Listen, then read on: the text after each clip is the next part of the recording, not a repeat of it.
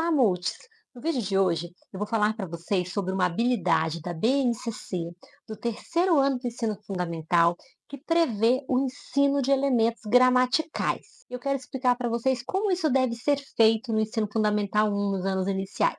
A habilidade é a EF03LP08 e ela diz assim: identificar e diferenciar em textos substantivos e verbos e suas funções na oração. Agente, ação, objeto da ação. Fiquem comigo até o final desse vídeo para entender melhor como aplicar isso em sua sala de aula. Antes, não se esqueça, dê um like aqui no vídeo e se inscreva no nosso canal, que isso é importante para nós. Eu já vi em alguns livros didáticos, inclusive, no terceiro ano do ensino fundamental, conteúdo sendo trabalhado com a nomenclatura gramatical. Sujeito, predicado. Eu acredito que esse trabalho com a nomenclatura gramatical não é necessário aqui nos anos iniciais do ensino fundamental. O aluno ainda não tem uma capacidade de abstrair de tal forma a conhecer e compreender essa nomenclatura gramatical. Isso só atrapalha, deixa o aluno desesperado e com medo de gramática. Mas então, professora Neuci, essa habilidade não é importante? Claro que ela é importante. Os estudantes têm que identificar e diferenciar substantivos e verbo e compreender essas funções. Então, para isso, como você vai fazer? Primeira coisa que eu já venho falando para vocês trabalharem com os estudantes sem expor a nomenclatura gramatical para eles, que ainda não é a hora, mas para trabalhar com eles substantivos, adjetivos. Então, aqui, o que você vai fazer? Primeiro, você vai trabalhar os substantivos, as palavrinhas que nomeiam as coisas do mundo. A gente já vem conversando sobre isso aqui no canal. Segundo, você vai partir de um texto. Não é para usar o texto como pretexto do ensino da gramática, mas é para partir de um texto que os estudantes já conhecem para fazer a análise linguística e semiótica e entender nesse texto a função dos verbos. Reconhecer os verbos, por exemplo, numa narrativa, é reconhecer, então, ali os elementos que indicam as ações, né? Você pode pegar uma narrativa, por exemplo. Então, você vai pegar, por exemplo, o Mágico de Oz. Aí você vai pegar a cena em que o espantalho recolhe nozes para que Dorothy possa se alimentar na viagem, né, na trilha que eles fazem lá no Mágico de Oz para chegar até a cidade das Esmeraldas. Então, o espantalho recolheu nozes. Aí você vai fazer uma reflexão com esses estudantes sobre essas palavrinhas que constroem. Qual palavrinha que constrói a ação do espantalho? Coletou, colheu, né? Depende de como vai estar nesse texto. Você vai fazer, então, um levantamento. Você pode fazer um levantamento de todas as ações desses personagens. Com isso, você já vai estar fazendo uma reflexão sobre verbos. Depois dessa reflexão,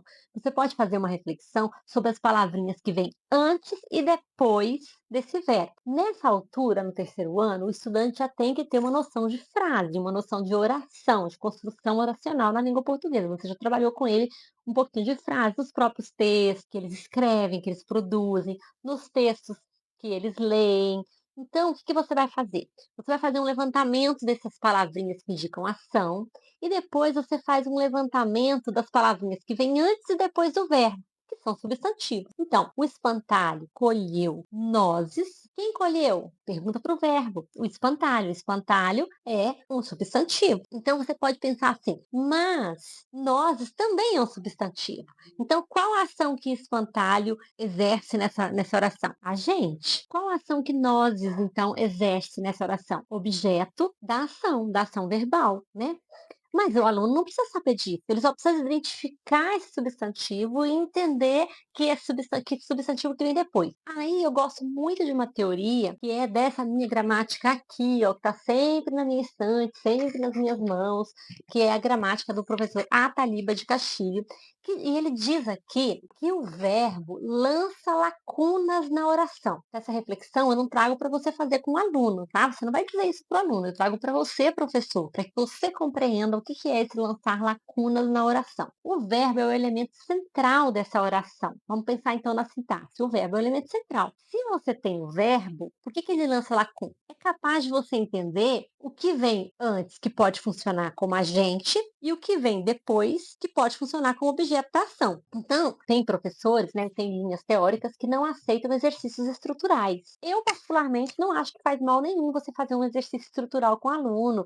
Pode ser uma brincadeira, um jogo, para que ele compreenda isso. Então, você pode, por exemplo, ó, dica didática para vocês, hein? Pegar vários verbos, sempre formas verbais, tá? Não o verbo no infinitivo, tá? o verbo conjugado. Então você pega, por exemplo, assim, colheu, e você pega algumas palavrinhas que são substantivos que podem ser encaixadas antes ou depois do verbo. Ó, espantalho, nozes, Dorothy, Totó. O aluno pode escolher, né? Então, entre esses substantivos que eu dei, espantalho, Dorothy, nozes, Totó, ele pode escolher aquele que se encaixa melhor antes e depois do verbo.